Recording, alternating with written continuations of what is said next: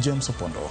Jatend piny William Ruto okoni okobi chiko ite ne jok matemo gwenyo pache to biro chimore tir kod chenro mag dongruok koloso kinde lam mane obage kanisa mar Church of Christ Africa mayudore Makadara boma ma Nairobi. Jatend piny okoni sirikand Kenya Kwanza dhi timo duto manyalore mar chopo mise mag uchumi midendo ni bottom up economic agenda kabendo jiwo achiel mar oganda jo Kenya. Ruto ne oten kod governor ma Nairobi Johnson Sakaja e kind jotelo mamoko. So unity is God's purpose. Ni mapenzi ya Mungu sisi wote tuishi kwa amani na tuishi kwa umoja.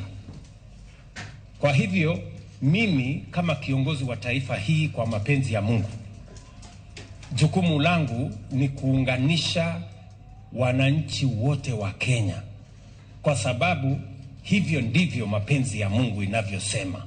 Na ndio sababu munaona tumetembea mapana na marefu na sio sana ati mipango yetu. Leo tuko na serikali ya broad based ambayo inaleta Wakenya wote pamoja, kwa sababu hiyo ndio mapenzi ya Mungu.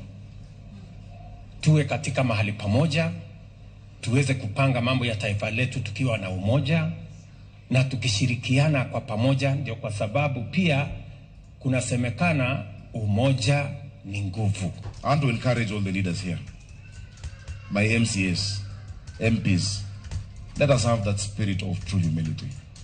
Even as you lead knowing that it is God. Romans 13:2 says, and I'm glad the youth leader said, Romans 13 says that there's no authority that comes that is not from God. Tuongoze watu na unyenyekevu ambao umetoka kwa Bwana. Juu hizi viti ambazo tumekalia hatukupata juu ya nguvu yetu, hatukupata juu ya akili yetu. It was not by power or by might, but it's by God's grace. Tukishaanza mambo broad based. Na mambo broad based, nashukuru sana juzi nimeona wale walikuwa wanapinga broad based